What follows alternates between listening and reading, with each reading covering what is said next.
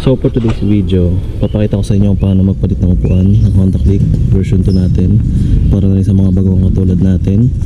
So simple lang naman ang pagpapalit niyan, hindi naman siya ganun kahirap. Yan guys, ang makikita nyo, naka-cover yung aking upuan kasi dahil sa yan, madumi na siya. Pinili kong upholstery cover is puti, binakbak ng pusa. Yan, kasi ito napunit na tong part na to. Although pwede naman ito mapalitan ng cover lang, pero mas nakita ko kasi yung mas maganda yung premium seat eh. Camelback din naman to. Ayan. So let's go guys. So okay guys, i-unbox muna natin itong na-order nating Camelback seat na premium or deluxe. Nakararating pa lang ngayong araw. So let's go. So it's about 3 days simula nung na-order ko siya. Mabilis lang siya na-deliver ngayong buwan eh. So I'm excited na rin na mabuksan to. So ang sabi pa ni seller is meron daw random na item na isasama sa package na to. So no idea ako kung anong laman nun. Tignan na lang natin pagkabukas.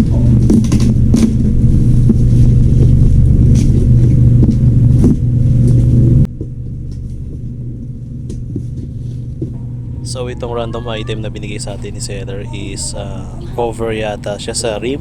Pang rim siya eh. Yan, parang aesthetic na rainbow. So hindi ko to magagamit since ako yung naka Avenger mugs. Baka ipamigay ko na lang din.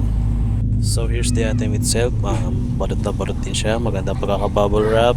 Mayroong protective na ano ba to? Foam. Tsaka may isa pang plastic.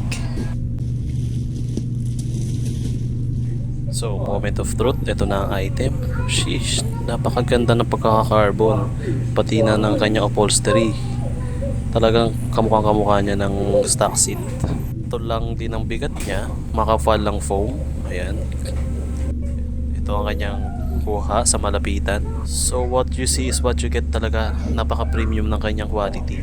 Hindi basta-basta lahat ng kanyang yung ginamit na materyales, lalo na sa pagtahi, talagang pulido. So para sa mga hindi pa marunong magbaklas ng seat cover ng Click, ito lang ang unang tatanggalin natin. Itong screw dito, magkabila, ayan. Ayan. So let's go, tanggalin natin.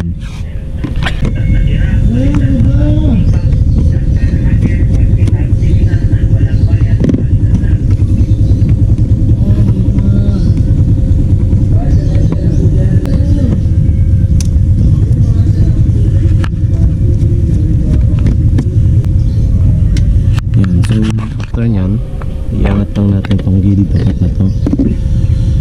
Pwede nyo sungkitin. Yan. So pag-angat na yan. Yan, tanggal na siya. Same goes with this. Angat lang, tanggal na siya. Yan. So yan, tanggal na siya. Okay.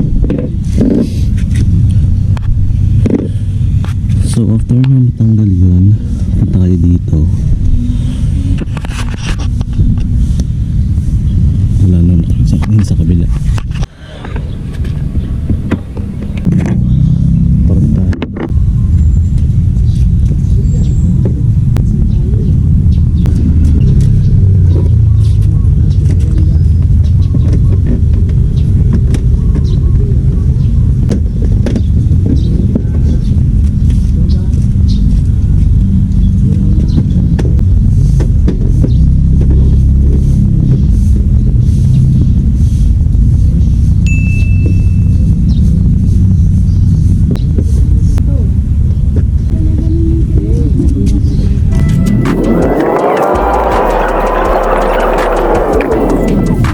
Napakaganda nga ang kanyang quality. Dito medyo rough para anti-slip.